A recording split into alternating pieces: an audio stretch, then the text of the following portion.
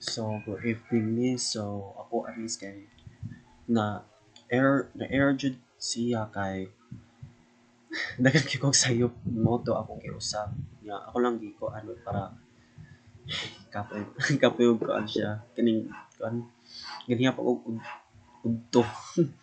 So, ako ni explain tarong miss. So, ang kani at diri kay paghimo og level. So, butang niya ko ang enter number 1 o ang kanay sa QCAS enter number 2. And then add o text box duha ka buok. So, dire na left, dire sa na right. So, dire butang kag button, mga 6 ka buok. So, butang dire addition, subtraction, multiply and division. So, ang dire ubos kay butang og clear ug exit. Na dire butang og level mo og result na karisan dire sa di mo sa butang sa level og himoon sa og error. So, kaya kaya nga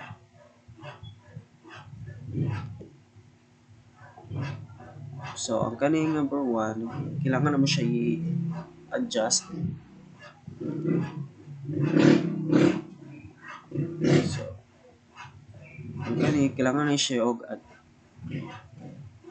kani siya kay kuha og text box kani mga text box.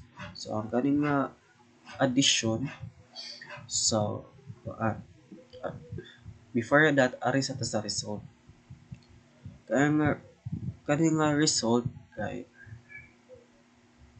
kailangan siya og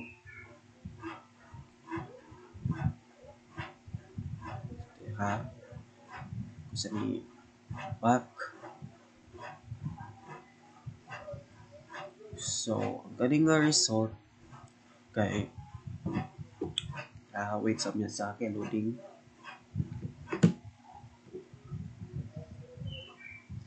Kani sa result miss kay imo siya usban diri sa name of LBL result o kani sa nga error kay pwede butang sad og LBL error. So alay ta sa addition. So dire sa addition ibutan rin mo ang code miss ang int number 1 equals convert to in TNT to 32 na text box 1 as text. And mo isa niya sunod kay int number 2 convert to TNT to int 32 text box number 2 na int sum equals number 1 plus number 2. Ang LBL result that text sum then to the string. So ano siya mukha so ari sa substitution pero pareha ra gyapon siya pero ilahi siya ang kuan there sa ubos. So int difference equals number 1 minus number 2 and ang kuan sad ang LBL result text is difference na to the string. So ari ta sa multiply.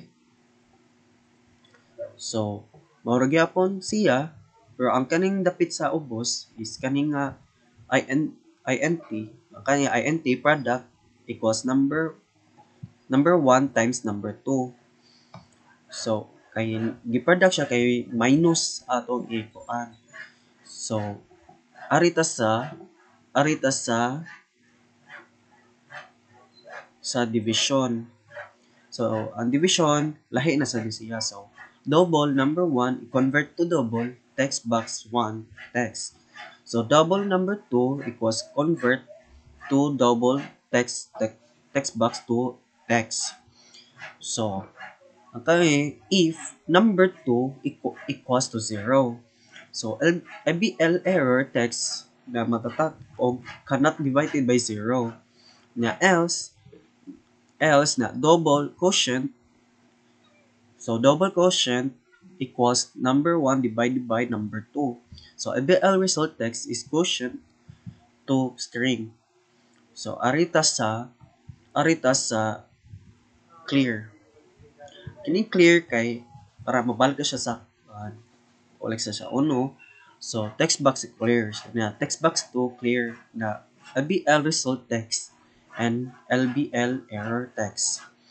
So arita sa exit kay para mo ang exit magkumapisit ta og exit kay bubalik siya sa balik sa Visual Studio. So ako siya iparan but we need kailangan pagagkuan minute kaya ako pa ni adjust ang ako iparan.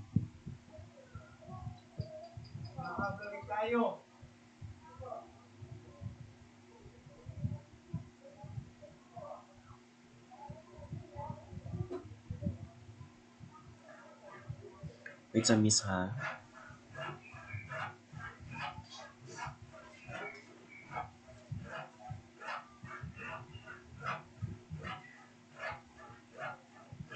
So mo ni siya miss. Sample ato ibutang is 21 na kani 35 23 day. So ato i-addition ang result is 44. So next is 100 nya 50 ato is subtraction is mimong 50. So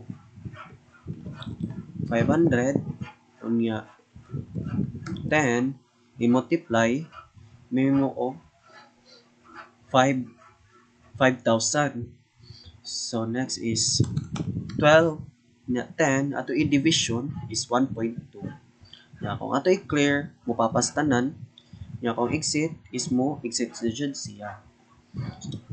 So more to miss and thank you.